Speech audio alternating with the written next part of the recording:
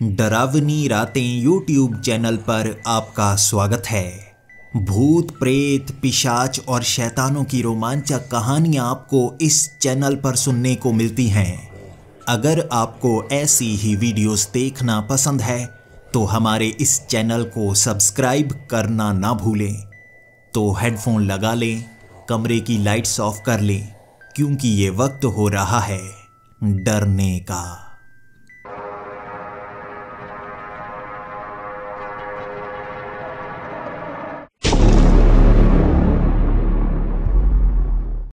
Hello दोस्तों, मेरा नाम सीताराम है और लोग मुझे प्यार से पुजारी जी कहते हैं। मैं गोरखपुर के पास के ही एक छोटे से गांव का रहने वाला हूं और यहां पर एक खंडहर मंदिर को बनाने का काम कर रहा हूं।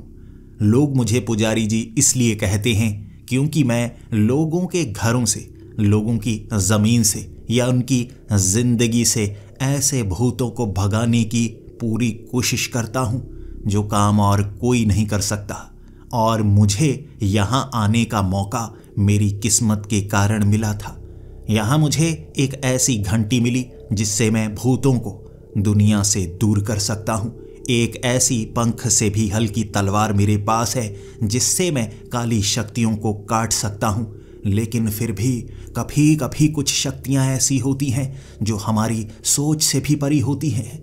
मेरा मानना है कि मेरी मदद हनुमान जी खुद करते हैं, कभी किसी रूप में आकर तो कभी सिर्फ शिक्षा देकर। इस बार भी मैं इस मंदिर को बनाने का काम जारी रखे हुए था।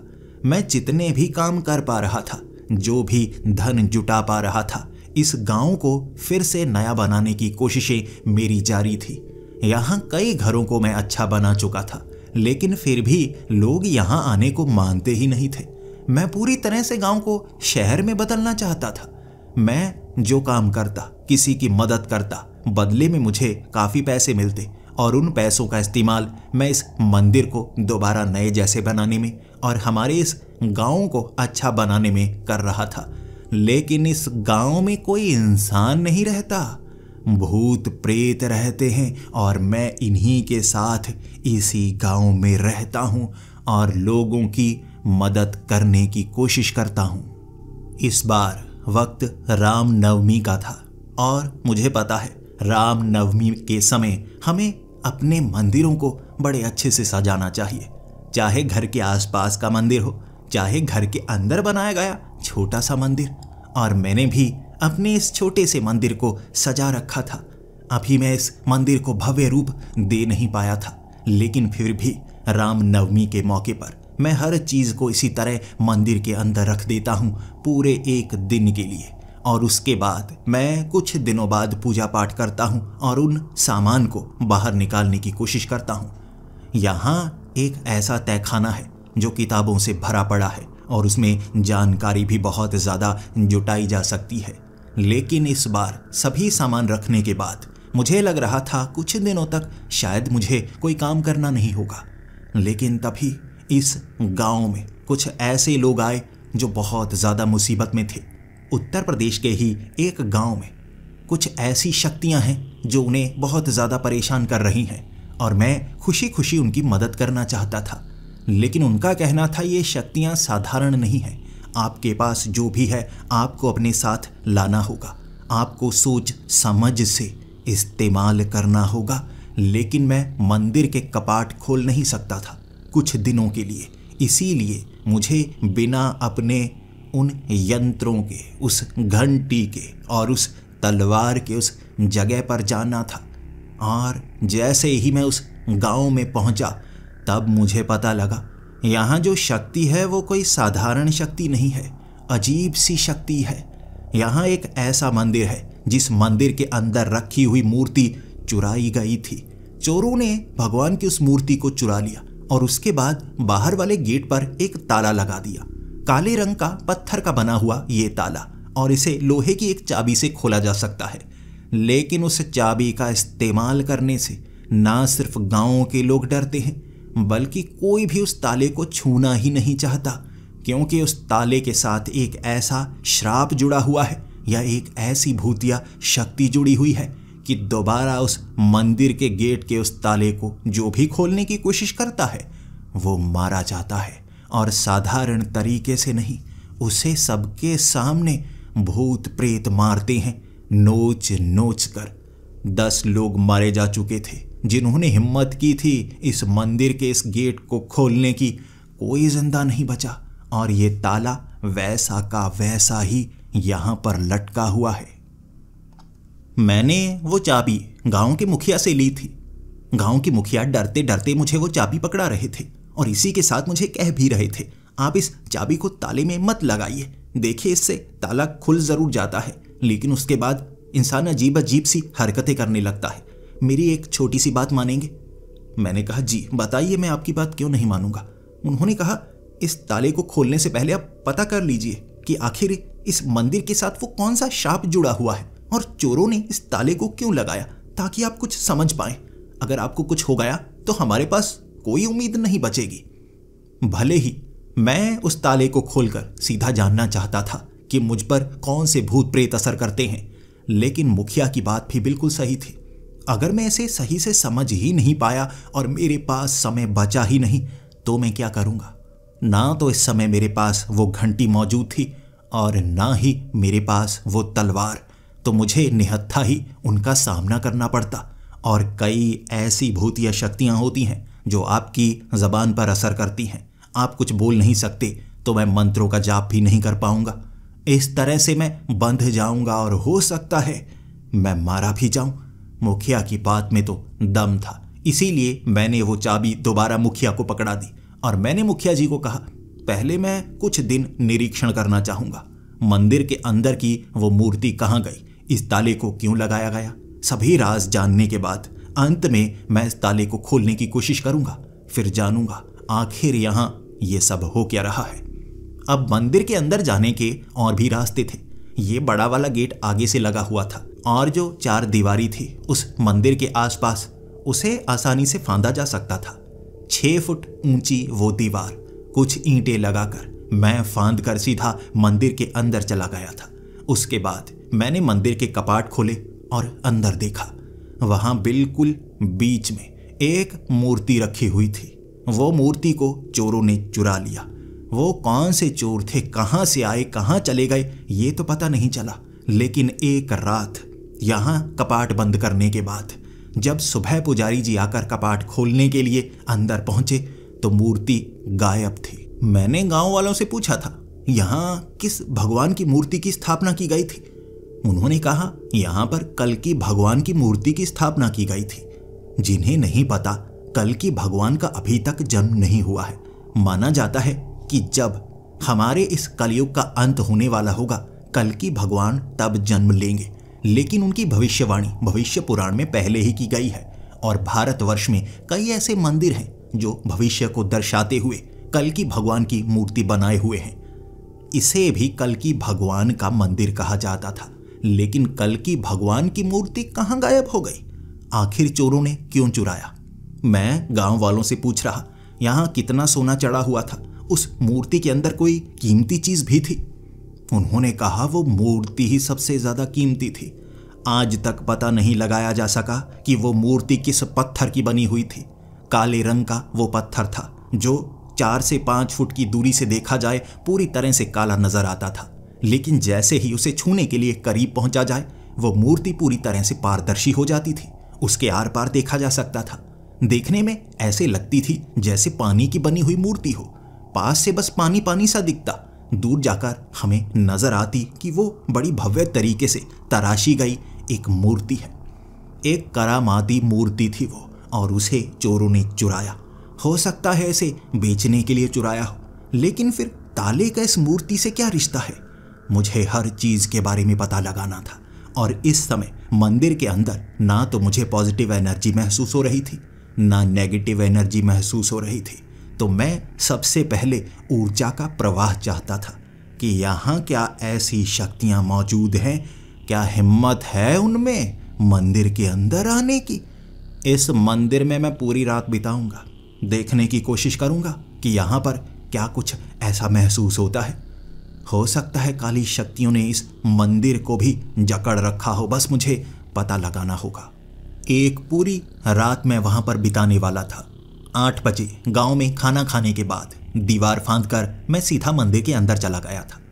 किसी समय इस मंदिर में रात के समय भी भीड़ लगी रहती होगी, गांव वालों ने मुझे यही बताया था। लेकिन अब इस मंदिर से सभी कोसों दूर रहना ही पसंद करते हैं। यहां आकर जो भी बहादुरी दिखाने की कोशिश करता है मारा जाता है। लेकिन इस मंदिर के अंदर जाने में सब असमर्थ हो चुके थे। मैं उसी मंदिर के अंदर था। रात बिताने के लिए एक बड़ी सी चटाई मैंने मंदिर के गर्भगृह के पास ही बिछा ली, बिल्कुल उस मूर्ति के सामने। कभी वहां मूर्ति रही होगी लेकिन अब मौजूद नहीं थी। मैं यहां देखना चाहता था, क्या कोई ऐसी शक्ति मुझे महसूस होती है। रात भर मैं उसी मंदिर के अंदर था। मुझे किसी तरह की नेगेटिव एनर्जी या पॉजिटिव एनर्जी महसूस ही नहीं हो रही थी, और शायद इसीलिए पूरी रात बिताने के बाद मैं बहुत ज़्यादा मायूस था। कुछ पता तो चले, कोई ऐसी शक्ति मुझ पर हावी होने की कोशिश तो करे जिसे मैं समझने की कोशिश करूं, या आसपास के राज को सुलझाने की कोशिश करूं। मैं कैसे जानूं? सुबह जब मैं मंदिर से बाहर निकला, पहले ही गांव वाले मेरी प्रतीक्षा कर रहे थे और वो मुझसे जानना चाहते थे, क्या मैंने रहस्य सुलझा लिया? क्या मैंने उस शाप को, उन काली शक्तियों को खत्म कर दिया? मैंने उनको निराशाजनक लहजे में कहा था, जी नहीं, मैं उस शाप को, उस काली शक्ति को रोक नहीं पाया। मैं अब तक समझ ही नहीं पाया कि वो कैसे काम कर रही है। तभी एक आदमी ने कहा, पुजारी जी आप वो घंटी के साथ कुछ बहुत मंत्रों का जाप करते हैं, जिससे आप एक अजीब सी शक्ति को यहाँ मजबूर कर देते हैं आने को। आप उसका इस्तेमाल क्यों नहीं कर रहे? मैंने कहा, यह मेरी मजबूरी है। मैंने राम नवमी के मौके पर उस मंदिर के कपाट बंद कर दिए हैं, और अब मैं ये जो किस्सा है इसे निपटाने के बाद ही उन कपाटों को खोलूंगा। यानी मैं इन शक्तियों से अब बिना घंटी और बिना तलवार से ही लड़ने वाला हूं, बिल्कुल एक साधारण पुजारी की तरह। अब मेरे पास कोई और रास्ता नहीं था, तो मैं उस मंदिर के गेट के बाहर बैठ चुका था। मंत्रों का जाप करने लगा था। ये शक्तिशाली मंत्र किसी भी तरह की काली शक्ति को विवश कर देते हैं सामने आने के लिए, और मैं उस ताले की तरफ देखकर मंत्रों का जाप कर रहा था। मंत्रों का पूरा जाप करने के बाद जैसे ही मैं अब उस ताले को छूने वाला था, इससे वो मंत्रों की सारी शक्ति उस ताले से टकराती और वो शक्ति को बाहर आना पड़ता जो सबको मारने की कोशिश कर रही है। जैसे ही मैंने उस ताले को छुआ था, मुझे एक झटके का एहसास हुआ था। ऐसा लग रहा था जैसे मंदिर के आसपास बहुत ज्यादा अंधेरा हो गया हो, गांव वाले जैसे गायब हो गए हों, जमीन काले रंग की हो गई थी। लेकिन ये मंदिर बिल्कुल वैसा का वैसा ही था। गेट के अंदर, मंदिर के अंदर मुझे तब वो मूर्ति नजर आई थी, काले रंग की वो मूर्ति जिसके अंदर से रोशनी निकल रही। लेकिन ये दृश्य कैसा है? आसमान पूरी तरह से काला कैसे हो गया?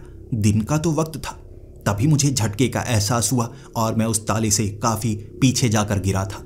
गांव वाले आसपास थे, मंदिर के अंदर कोई मूर्ति नहीं थी। जैसे वो मुझे एक सपना सा आया था या कोई दृश्य मेरी आंखों के सामने घूमा था।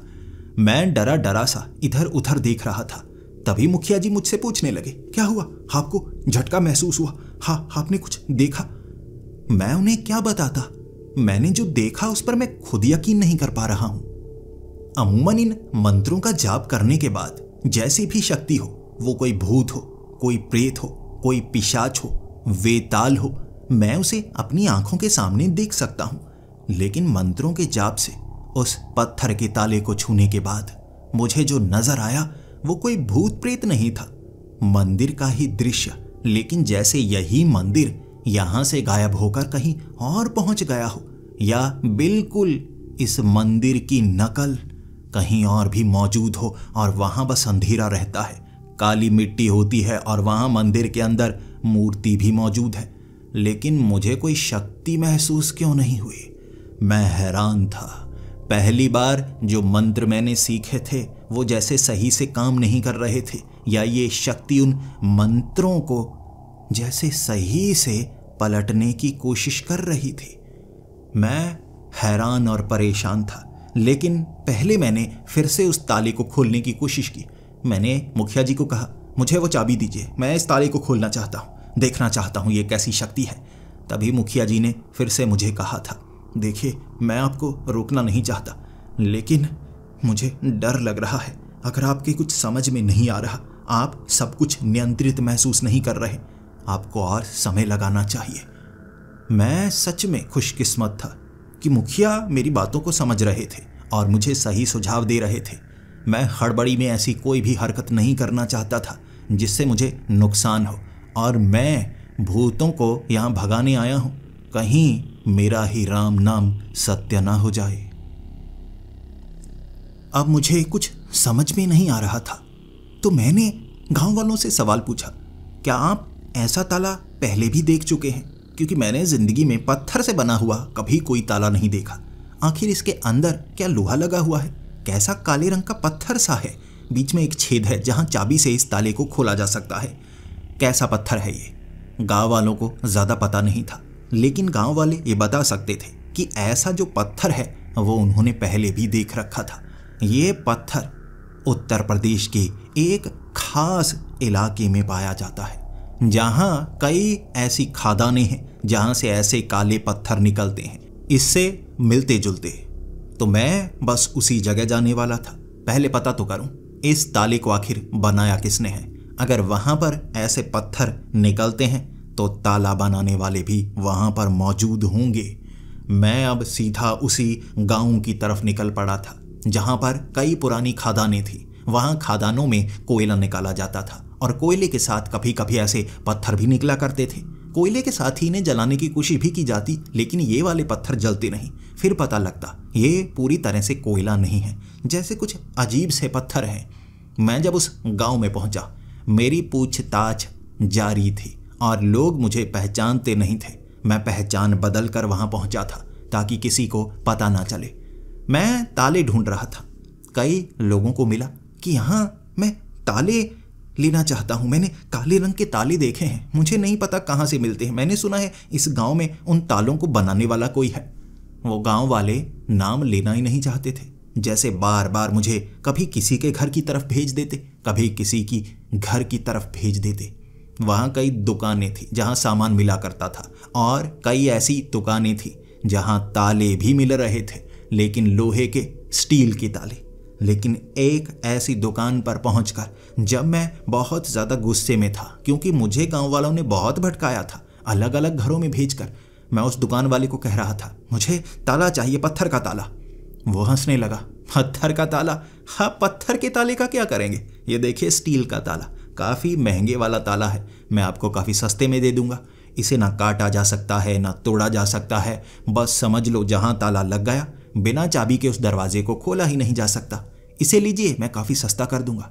मैंने उसको कहा नहीं, मुझे ऐसा ताला नहीं चाहिए, मुझे चाहिए पत्थर का ताला, काले रंग का पत्थर जो इन खादानों में पाया जाता था। उन पत्थरों से मैंने सुना है कई ताले बनाए जाते थे, और मैं एक ऐसा ही ताला चाहता हूँ। वो हंसने लगा, पत्थर का ताला? वो काफ़ी पहले बना करता था, और उन पत्थर के तालों को जैसे लोहे के ताले के ऊपर चढ़ा दिया जाता था, जैसे छेद करके। असल में वो पत्थर के ताले थोड़े ना होते थे, होते वो स्टील और लोहे के ताले ही थे, लेकिन देखने में बड़े अच्छे लगा करते थे। फिर वो बिक नहीं रहे थे, धीरे धीरे लोगों ने वो काम करना छोड़ दिया।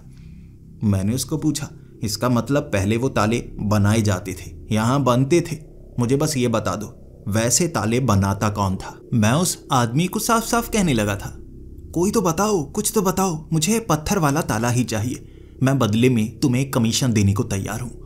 अब ये सुनकर वो आदमी सर खुजाने लगा और उसके बाद सोचने लगा, अब वो काला ताला कौन बनाता होगा, अब समझ में नहीं आ रहा। हाँ दादाजी, यहाँ एक बूढ़े बुजुर्ग हैं जो जवानी के समय ऐसे ताले बनाया करते थे, उन्हें शायद पता हो, अगर याद हुआ शायद वो बना सकते हैं, लेकिन थोड़ा महंगा पड़ेगा। मैंने कहा, मैं आपको भी आधी रकम देने को तैयार हूँ, मुझे बस वहाँ तक लेकर चलिए। कहाँ पर हैं वो दादाजी, वो बूढ़ा बुजुर्ग? अब वो आदमी वो तालों की दुकान छोड़कर मेरे साथ उस बूढ़े बुजुर्ग के घर की तरफ जा रहा था। मैं उसको पूछ रहा, वो आपके दादाजी हैं? उसने कहा, नहीं, गांव में सभी उन्हें दादाजी कहते हैं, बड़े धार्मिक इंसान हैं, पहले कभी ऐसे ताले बनाया करते थे और किसी से पैसे भी नहीं लिया करते थे, फ्री में काम कर दिया करते थे। लेकिन बाद में उनके ऊपर कुछ मुसीबतें आने लगी, धन की मुश्किलें आने लगी और उन्होंने ये काम छोड़ दिया और काम करने लगे, लकड़ियों का काम करने लगे, पत्थरों को उन्होंने जैसे त्याग दिया था। अब भी वो रहते होंगे वहाँ। अब वो बुजुर्ग हैं, उनका कोई रिश्तेदार नहीं है, अकेले ही उस घर में रहते हैं, कभी कभी घर से बाहर निकलते हैं और तब उनसे बात का मौका मिलता है। जब मैं उस बुजुर्ग के घर के करीब पहुंचा तभी मुझे एहसास होने लगा था यहाँ आसपास काली शक्तियां मौजूद हैं और कोई साधारण काली शक्तियां नहीं, ये प्रेत हैं। ये प्रेत जैसे यहाँ आसपास कोई शमशान घाट या कब्रिस्तान हो, बहुत सारे प्रेत आसपास महसूस हो रहे थे। वो आदमी जैसे जैसे उस घर की तरफ आगे बढ़ता गया उसके खारिश होनी शुरू हो गई थी और वो कहने लगा, अब यहाँ दादाजी ने पता नहीं कैसे कैसे पेड़ लगा रखे हैं, सब कहते हैं यहाँ घर के आसपास आओ ना तो खारिश सी होने लगती है, वैसे ही मनुष्यत सी महसूस होने लगती है। लेकिन मैं जानता था वो खारिश, वो मनुष्यत क्यों महसूस हो रही है। यहाँ कब्जा था इस इलाके पर भूत प्रेत का, लेकिन वो बूढ़े बुजुर्ग का घर गांव से बाहर निकलकर पेड़ों के बिल्कुल बीच पुराने झोंपड़े के समान था और वो झोंपड़ा इतना डरावना था। वहाँ जानवरों की हड्डियों का इस्तेमाल किया गया था और मैंने उस आदमी से पूछा, ये हड्डियों से बनाए गए दरवाजे हैं आसपास रखे हुए, ये लकड़ियाँ नहीं हैं? उसने कहा हाँ, वो बताया तो आपको, पत्थरों का काम उन्होंने छोड़ दिया, फिर लकड़ी का काम, ये हड्डियाँ वड्डियों को इस तरह से इनसे कलाकृतियाँ बनाने लगे। अमीर लोग शहरों में इन्हें खरीदना पसंद करते हैं और उन्हें कुछ पैसे मिलते हैं, ठीक है, हमारे लिए क्या बुरा है। मैं वहाँ महसूस करता गया और घर के पास जैसे ही हम पहुँचे वो आदमी कहने लगा, मैं यहाँ तक आ सकता हूँ, घर के अंदर नहीं आ सकता। वो गुस्सा काफ़ी ज़्यादा करते हैं, उसके बाद झगड़ने लगते हैं और उनकी जान पहचान भी है, तो मैं घर के अंदर नहीं जाऊँगा। आप मुझे आधी कीमत दे सकते हैं। मैं जानता हूँ वो जो ताले हुआ करते थे उनकी कीमत क्या होती थी और आज के ज़माने में उस ताले की कितनी कीमत होगी। वो मुझसे 1000 रुपये मांग रहा, इस तरह से डरा डरा सा जैसे गलत पैसे मांग रहा हो, लेकिन ऐसी जानकारी के लिए इतनी कीमत सही ही होगी। मैंने उसे 1000 रुपये दे दिए और वो जल्दी से वहाँ से भागा और वो कहने लगा, अगर ज़रूरत पड़ी तो दुकान पर आकर पूछ लीजिएगा, अंदर ही होंगे, अच्छे से बात करेंगे तो आपको बता देंगे। घबराता घबराता भागा था। मैं दरवाज़ा खोलूं उससे पहले वो निकल चुका था और सबसे पहले मैंने वो दरवाज़ा खटखटाया। 2-3 बार दरवाज़ा खटखटाया, उस झोंपड़े से कोई बाहर नहीं आया। मैं दरवाज़ा खटखटाता रहा क्योंकि यहाँ से कहीं और जाने का रास्ता था ही नहीं। मुझे इसी जगह पता लगने वाला था वो ताले का राज। मैं दरवाज़ा तब तक खटखटाता ही रहा जब तक उस घर से कोई बाहर नहीं आया।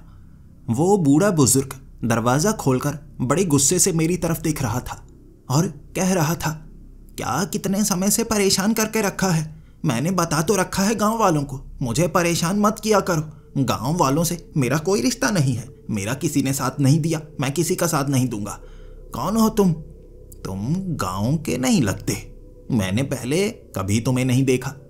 इसके बाद मैं उस बुजुर्ग से कहने लगा था, देखिए मैं काम के सिलसिले में यहाँ पर आया हूँ, मुझे कुछ खास चीज़ चाहिए जो सिर्फ आपसे ही मिल सकती है और कुछ जानकारी चाहिए, वो भी सिर्फ आपसे ही मिल सकती है।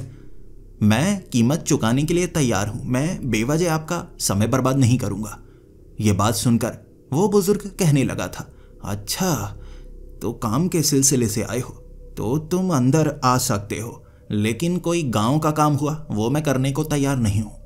उसने मुझे घर के अंदर बुलाया और इशारा करके कहा, वो सामने सोफे पर ही बैठना, किसी और जगह मत चले जाना। देखो मैं 1 मिनट ज़रा कुछ चीज़ें रख कर आ रहा हूँ, उसके बाद तुमसे बात करता हूँ। मैं सामने उन टूटे हुए सोफ़ों पर बैठ गया। बहुत ज़्यादा मिट्टी थी, मेरे कपड़े तक गंदे हो गए थे। 2 मिनट बाद ही वो बूढ़ा मेरे सामने आकर बैठा और कहने लगा, जी बताइए मैं आपके लिए क्या कर सकता हूँ।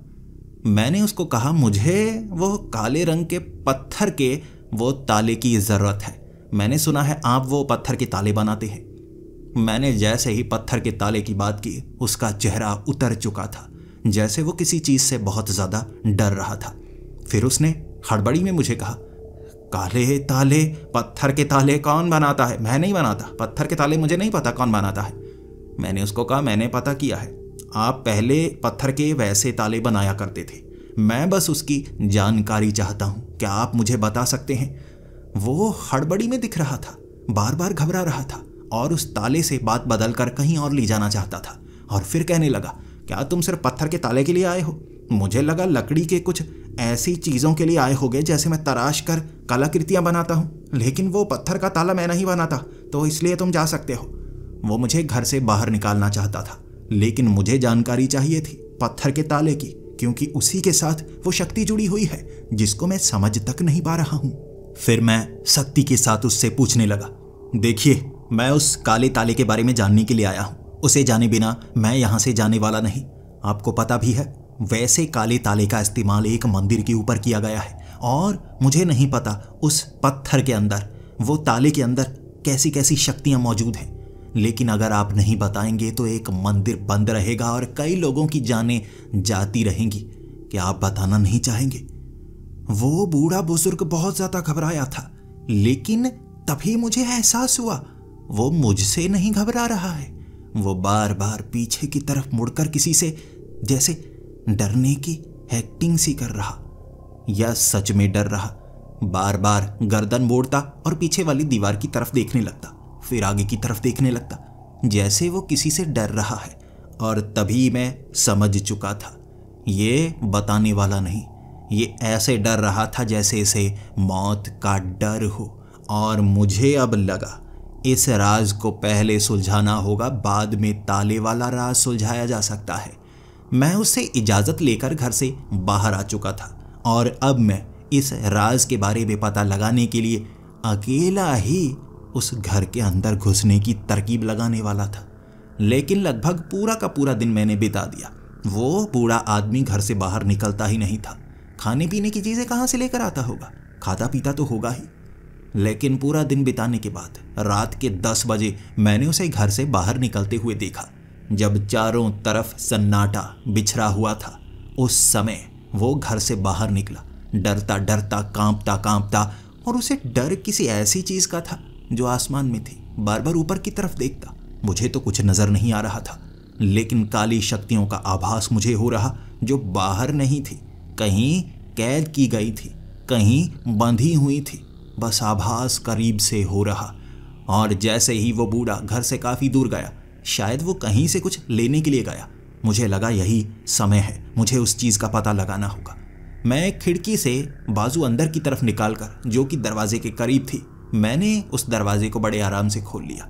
वो ताला लगा कर नहीं गया था, किसी भी तरह की कोई चीज़ से दरवाज़ा बंद नहीं किया था, लेकिन पता नहीं कैसे वो दरवाज़ा अंदर से बंद किया गया था, जबकि वो तो बाहर था। खिड़की से मैंने अंदर वाले उस कुंडे को खोला और जैसे ही मैं अंदर गया, मुझे घबराहट हो रही थी।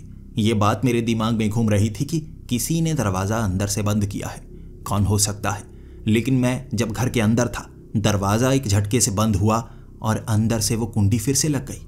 वो चीज़ मुझे नज़र नहीं आई, ना ही उसका आभास हुआ। दरवाज़ा बंद हो चुका था। यहाँ ऐसा क्या हो रहा है जो मेरी समझ से बाहर निकलता जा रहा है? लेकिन वो आभास, वो काली शक्तियों का आभास, वो सामने वाली दीवार के अंदर से आ रहा वो आभास अब साफ साफ मुझे महसूस हो रहा। ये रात के अंधेरे के कारण था। ऐसी शक्तियाँ रात को जागती हैं, लेकिन फिर भी वो उस दीवार से आगे निकल नहीं रही थी। मैंने हाथ से छूकर उस दीवार को देखा। आखिर उस दीवार के पीछे क्या है, क्या चीज़ है? दीवार के नीचे जैसे बड़ा सा कारपेट बिछाया गया। अब उस कारपेट को हटाने के बाद तहखाने में जाने का एक बड़ा सा रास्ता नजर आया मुझे, और मैं अब उस दरवाजे को खोलकर तहखाने में जाना तो चाहता था, लेकिन डर था वो बूढ़ा आदमी वापिस तो नहीं आ जाएगा। मैं वो दरवाज़ा खोलकर सीढ़ियाँ उतरकर नीचे जाने लगा। नीचे कुछ छोटे छोटे बल्ब लगे हुए थे और वो काली शक्ति का आभास बड़े करीब से आने लगा। मैं अभी मंत्रों का उच्चारण नहीं करना चाहता था। मैं ऐसी आत्माओं को रोकने के लिए इनका इस्तेमाल करता हूँ। अगर वो पहले से काबू में हों तब इसका इस्तेमाल नहीं करना चाहिए, इससे वो आज़ाद हो जाती हैं। यहाँ वो किसी चीज़ से जुड़ी हुई थी। मैं देखने लगा कौन सी चीज़ है जिससे इतना ज़्यादा आभास हो रहा है, और तभी मुझे सामने नजर आया एक बड़ा काले रंग का पत्थर। वो टेढ़ा मेढ़ा सा तराशा गया काले रंग का पत्थर था, बिल्कुल वैसा जैसे वो ताले का पत्थर हो, बिल्कुल वैसा था। और ये शक्तियों का आभास भी उसके अंदर से आ रहा, मैं साफ महसूस कर रहा। जैसे ही मैं उसके करीब गया, मैंने उस पत्थर को छुआ, मुझे फिर से आभास हुआ उस मंदिर का। उस मंदिर के आसपास जैसे कुछ नहीं था, सब कुछ काला काला। और उस मंदिर के अंदर वो सफ़ेद रंग की मूर्ति जो दूर से थोड़ी थोड़ी काली नज़र आती और करीब से पारदर्शी सी हो जाती। और वो एहसास होने के बाद मैं पीछे गिरा था, और मुझे जो एहसास हो रहे भूत प्रेत के, मैं उस पत्थर के अंदर ही देख पा रहा था, लेकिन उसके बाहर कोई भी ऐसी शक्ति मौजूद नहीं थी। तो वहाँ ऐसा आभास उस ताले के साथ कैसे होता है? क्या हो रहा है यहाँ? वो बूढ़े बुजुर्ग को पता ही होगा। अब ये साफ हो गया था, वैसा पत्थर यहाँ पर मौजूद है जिस पत्थर से वो ताले का निर्माण किया गया है। एक जगह पर जैसे उस पत्थर को तराश कर उसके अंदर से छोटा हिस्सा निकाला गया था, उतना ही हिस्सा जितने से वो ताला बनाया जाता। अब साफ था ताला इस पत्थर से निकाल कर बनाया गया है। अगर इस बूढ़े ने वो ताला बनाया तो क्यों बनाया? और अगर बनाया तो वो कौन सी शक्ति है जो ताले से जुड़ी है, जो इस पत्थर से जुड़ी है, जो अब भी मेरे समझ में नहीं आ रही। मुझे वो मंदिर तो नजर आ रहा है, मूर्ति नजर आ रही है, लेकिन कैसा दृश्य है ये? बिल्कुल सोच समझ से बाहर का। मैं वहीं पर इंतजार करने लगा था और ऊपर से आवाज आने लगी किसी के चलने की। ये धीरे धीरे जैसे चलने की आवाज थी, उस बूढ़े बुजुर्ग की ही होगी, और उसने देख लिया होगा कि तहखाने में जाने का ये दरवाजा खुला है। वो नीचे की तरफ आने लगा और मुझे देखते ही घबरा गया, बहुत ज्यादा डर गया। उसे आभास नहीं था कि मैं यहाँ नीचे पहुंच आया हूं। वो शायद किसी और का इंतजार कर रहा। तभी वो पीछे मुड़कर देखने लगा और किसी को कहने लगा, इसमें मेरी कोई गलती नहीं है, इसमें मेरी कोई गलती नहीं है, ये खुद ब खुद आया। मैंने तुम्हारे सामने इसको भगाने की पूरी कोशिश की थी। वो किसी से पीछे बात कर रहा था, और जिससे भी वो बात कर रहा था वो कोई ऐसी अदृश्य शक्ति थी जो उसके आसपास थी। मैं महसूस नहीं कर पा रहा, लेकिन मुझे तरीका पता था। जैसे ही वो अदृश्य शक्ति उस बूढ़े बुजुर्ग के शरीर में घुसने लगी, मैं देख पा रहा वो कांपने लगा था, उसकी जबान बाहर आने लगी थी, उसकी आंखें फटी की फटी रहने लगी थी। ऐसा तब होता है जब कोई शैतानी शक्ति शरीर पर कब्जा करने लगती है। और मैं मंत्रों का जाप करने लगा। मैं उसे देख नहीं पा रहा, लेकिन मंत्रों के जाप के बाद जैसे ही मैंने अपनी मुट्ठी खोली, मेरी मुट्ठी से निकलने वाली उस शक्ति ने उसको एक रूप में ढालना शुरू कर दिया।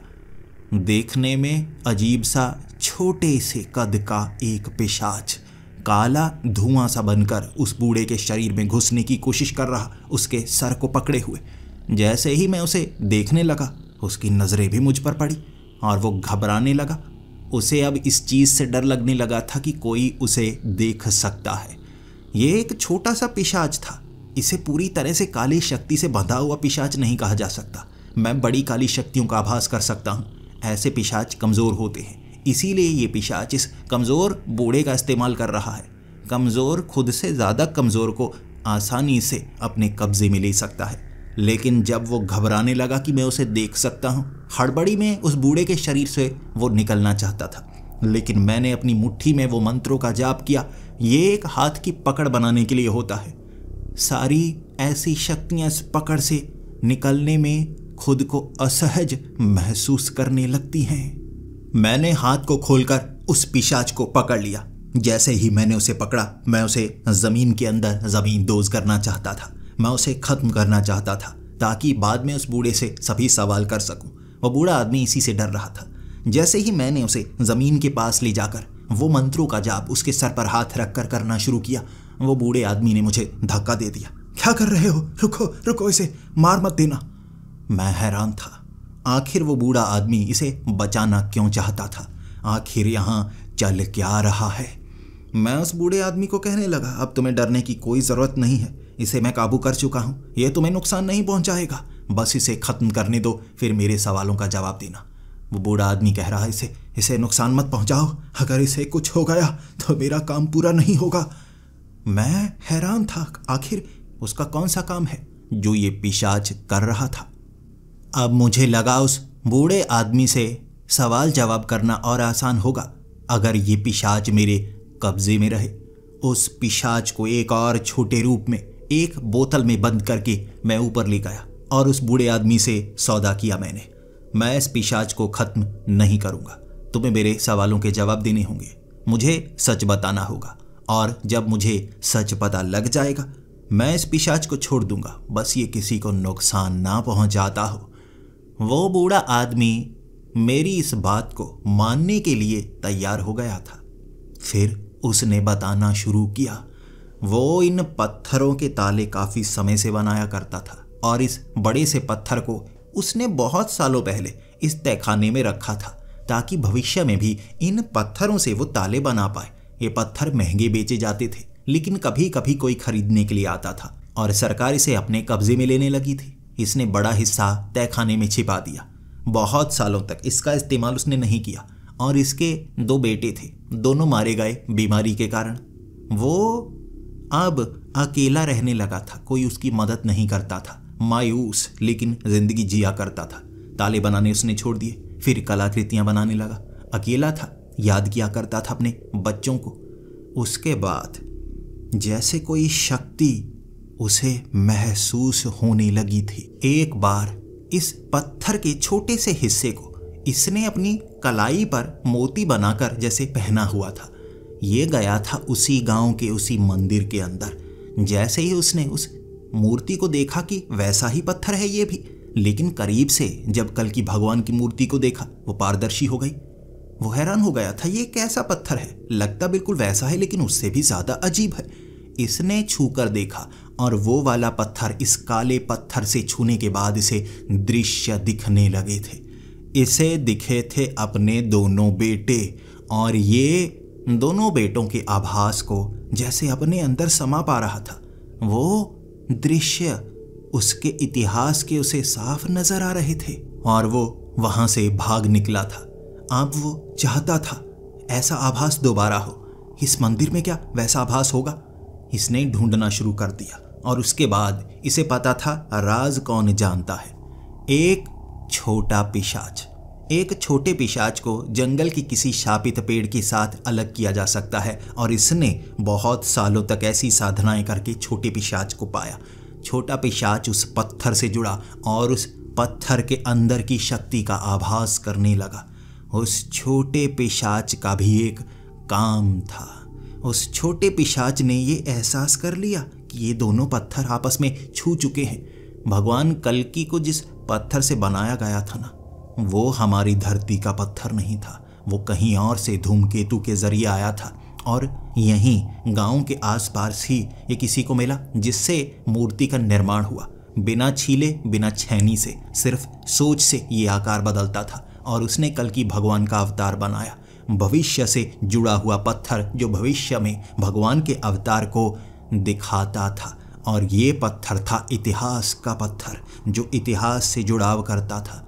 और उस पिशाच ने तरीका बताया था कि इतिहास के पत्थर को अगर भविष्य के पत्थर से दोबारा जोड़ा जाए और कुछ खास विधि से जोड़ा जाए तो दूसरी दुनिया का द्वार खोल जाता है। और इस तरह से इतिहास से वो अपने दोनों बेटों को जिंदा कर सकता था। जिस उम्र में वो मरे थे उसी उम्र से निकलकर वो इस समय में आ जाएंगे, दोबारा जी पाएंगे। उसके बेटे एक 18 साल का था तब मारा गया था, एक 21 साल का था तब मारा गया था। यानी कि जवानी में जैसे थे वो, दूसरी दुनिया से उसकी आत्माएं निकलकर शरीर बनाकर दोबारा जिंदा हो सकती। ये बूढ़ा आदमी वही काम चाहता था, लेकिन उस पिशाच ने जो तरीका बताया वो ये था कि वो पत्थर, वो मंदिर का द्वार दूसरी दुनिया में चला जाएगा और आगे लगेगा ताला, शापित पत्थर का ताला। इसीलिए उस ताले को छूने वाला मारा जाता है, क्योंकि आसपास वैसी काली शक्तियां दूसरी दुनिया की मंडराने लगती हैं, किसी को महसूस नहीं होती और मार डालती हैं। मैं समझ चुका था ताले का रहस्य, मैं जान चुका था इस पत्थर का रहस्य। अब मुझे पता था कैसा शाप है उस ताले से जुड़ा हुआ, और उसे रोकने का तरीका शायद मैं जानता था। सौदा किया था मैंने उस बूढ़े आदमी के साथ। उस पिशाच को तो छोड़ना ही होगा। जैसे ही मैंने उस पिशाच को आज़ाद किया, वो पिशाच बड़ा चालाक था। उसे पता था जब तक वो बूढ़े आदमी से जुड़ा रहेगा तब तक वो भी फंसा रहेगा, और मैं कौन हूँ उस पिशाच को समझ में आ गया था। वो जल्दी से उस बूढ़े आदमी को मारकर उससे आज़ाद होना चाहता था, और जैसे ही खुद की मौत उस बूढ़े आदमी को नजर आने लगी, वो समझ गया उसे छला गया है। उसके बेटे जिंदा नहीं किए जाएंगे, अगर वो जिंदा हुए तो वो मारा जाएगा। ये सब एक झूठ था। वो शैतानी दुनिया के दरवाजे को खोलने के लिए, वो कल की भगवान की मूर्ति के साथ जोड़ने के लिए, वो ताला एक शाप बन जाएगा, लोगों की मौत का कारण। वो बूढ़े आदमी को मारने लगा था पिशाच, और मैंने अपनी उंगली के एक नाखून से वो मंत्रों के जरिए उसके सर पर जरा सा वार किया, और वो पिशाच राख बन गया। वो बूढ़ा आदमी उस समय रो रहा था। उसने जिंदगी में क्या गलती की वो पछता रहा। मेरे पास समय नहीं था। मैं सीधा उस गांव की तरफ निकला, और जैसे ही उस गांव के मंदिर के आगे मैं खड़ा हो गया, वो गांव के सभी लोग देख रहे थे आखिर मैं क्या करने वाला हूं। मैंने मुखिया को कहा था, ताला खोलने का वक्त है, दीजिए जरा मुझे चाबी, देखता हूं मैं कौन सा शाप मुझ पर असर करता है। वो सब घबरा गए थे। मैंने उस चाबी से जैसे ही ताला खोला, बादल घिरने लगे थे और मुझे आसपास आभास सा होने लगा। मेरे खरोंचे बनने लगी थी अपने आप, जबकि आसपास कोई प्रेत था भी नहीं। अपने आप शरीर पर घाव बनने लगे और गांव वाले भागने लगे, डरने लगे। उन्हें मेरी मौत दिखने लगी थी, और मुझे भी लग रहा था ये दूसरी दुनिया से, जैसे इस दुनिया पर मुझ पर वार किए जा रहे हैं, और मैं उन्हें आसानी से हरा नहीं सकता, क्योंकि एक दुनिया में कोई है तो उसे मारने के लिए उस दुनिया में जाना होगा। मुझे मारने के लिए वो इस दुनिया में नहीं आ रहे, वार वहीं से कर रहे। मेरे मंत्रों का उन पर कोई असर नहीं होने वाला। एक तरीका था, वो भगवान कल्कि की मूर्ति जहाँ से गायब हुई है उसका स्रोत वहीं है, और वहाँ अब मैं बीच अधर में हूँ। जैसे ही मैं उस मूर्ति वाली जगह पर पहुंचा, मुझे पता था अब कौन से मंत्र बोलने हैं दूसरी दुनिया के द्वार के पार जाने के लिए। वहां मंत्र बोलकर जमीन पर हाथ रखा मैंने, क्योंकि मूर्ति दूसरी दुनिया में भी इसी जगह पर रखी हुई है, जुड़ाव मैं कर सकता हूं। जैसे ही मंत्र बोलकर वो जुड़ाव मैंने किया, मेरी आंखों के सामने वो मूर्ति आ गई और मैं दूसरी दुनिया में था। वैसा मंदिर मुझे नजर आ रहा, चारों तरफ अंधेरा, काले रंग की मिट्टी, बाहर लगा वो दरवाजा और उसका वो ताला। वो ताला सिर्फ हमारी दुनिया में नहीं खोलना था, इस दुनिया में भी खोलना था, तभी पूरी तरह से ताला गेट से अलग हो पाता। मैं बाहर की तरफ भागा और यहां मुझे नजर आए वो भूत प्रेतों की संख्या कितनी थी, क्यों कोई भी उनके सामने टिक नहीं पा रहा। वो सैकड़ों की संख्या में थे, सैकड़ों, और मैं उनकी दुनिया में था, उन्हें देख पा रहा। मैं जैसे जैसे मंत्र बोलकर वो हाथ को खोलता, उन पर असर होता और वो बड़ी दूर गिरते। लेकिन जब संख्या ज्यादा हो तो बचने के तरीके भी ज्यादा होते हैं। वो मुझ पर हावी होते जा रहे, कभी मेरी टांगों को पकड़ते, कभी मेरी छाती पर जख्म करते। मैं भाग रहा था वो चाबी को लेकर आगे वाले गेट से। इस दुनिया में भी ताले को खोलना था और अलग करना था। उसे खोलते ही ये पूरा मंदिर आजाद होता और मूर्ति अपने आप उसी मंदिर में पहुंच जाती, शाप खत्म हो जाता। लेकिन वो ऐसा करने नहीं दे रहे थे। मुझे लग रहा था मैं उनसे निपट पाऊंगा, लेकिन ऐसा नहीं हो पा रहा था। उनकी संख्या बढ़ने लगी थी और मेरे मंत्र काम नहीं कर रहे। मैं जितने मंत्र बोलता उससे सैकड़ों की संख्या में उन प्रेतों को दूर धकेल पा रहा, लेकिन मैं अगला मंत्र पढ़ पाता उससे पहले उनकी संख्या बढ़ रही, वो और करीब आ रहे और मुझे धकेल धकेल कर आगे जरूर कर रहे, लेकिन जख्मी। वो बड़े बड़े जीव भी थे जो कई प्रेतों से जुड़कर बने, लेकिन एक आत्मा स्वरूप में। वो एक झटके से रोके नहीं जा सकते। मेरे मंत्र उन पर विफल थे। उनके अंदर से सैकड़ों आत्माएं निष्कासित हो जाती, लेकिन फिर भी वो एक रूप में रहते। वो हजारों हजारों आत्माओं से बने हुए ऐसे दानव थे जो शायद किसी ने आभास नहीं किए होंगे। वो मेरे सामने मुझे पकड़ पकड़ कर नोच रहे, मेरी बाजुओं के मांस को उधेड़ने की कोशिश कर रहे और मेरी हड्डियों के आर पार नाखून उन्होंने काट दिए थे। मैं ताले के करीब, चाबी मेरे हाथ में थी और तभी मैंने देखा एक बड़ा पिशाच। वो उस गेट के आर पार ही अपनी उंगलियों को निकाल पाया और उसके नाखून मेरे जैसे कंधों के आर पार हो गए और तब मेरे दिल की धड़कन भी कम होने लगी और मैं पीछे गिर गया। वो संख्या में बहुत ज़्यादा थे, उनका मुकाबला मैं कर नहीं सकता था। मेरे पास कोई हथियार नहीं था, निहत्था था, मंत्रों पर निर्भर। धीरे धीरे हारने लगा था मैं। मेरी दिल की धड़कन कम होने लगी और तब मुझे लगा था मैं हार गया। मैं इतने ज़्यादा प्रेतों का, भूतों का मुकाबला नहीं कर सकता। मैं उन्हीं की दुनिया में था। अब शायद मेरे मरने का समय आ गया था। मेरी दिल की धड़कन धीरे धीरे कम होती गई। आंखों के सामने अंधेरा। बेहोश होने में और मरने में फर्क होता है। मुझे साफ पता लग रहा था मैं मर रहा था। तभी मैंने देखा सामने वाले गेट के पीछे से सफेद रंग की रोशनी जो हाथ आगे बढ़ाकर उस पिशाच को बीच से फाड़ चुकी थी। वो पिशाच के अंदर हजारों आत्माएं थी जो ऐसे बिखर गई जैसे छोटे छोटे कंकड़ हो। वो गेट को अपनी उंगलियों से फाड़ डाला था। उस चमकती हुई शक्ति ने मेरी आंखों के सामने जो अंधेरा आ रहा था, उसने सभी आत्माओं को ऐसे दूर दूर फेंका था कि मुझे लगा ये कोई महान शक्ति है। कौन है ये? कौन है? क्या जो मैं सोच रहा हूं ये वही हो सकते हैं? लेकिन तभी वो एक रूप में ढल गई शक्ति। जैसे वो रोशनी जो उसके शरीर से निकल रही थी वो धीरे धीरे थमने लगी। ये चेहरा कुछ देखा देखा सा लग रहा, लेकिन पहचान में नहीं आ रहा था। ये एक बुजुर्ग सा आदमी था, लंबे लंबे बाल, दाढ़ी भी काफी बड़ी सी थी, लेकिन उसने एक लोहे का कवच सा पहना हुआ जैसे जैकेट हो। कपड़े भी बड़े अजीब से थे और उसने अपनी उंगलियों से छोटी छोटी छड़ियां निकाली जिसके अंदर से बिजली की ऐसी शक्ति निकली कि वो आत्माएं दूर दूर फेंकने लगा। वो आत्माएं इतनी दूर फेंकी थी कि मैं दूसरी दुनिया में आभास कर रहा। बहुत दूर तक कोई ऐसी शक्ति नहीं बची थी। उसने सभी को भस्म कर दिया था। कौन था वो?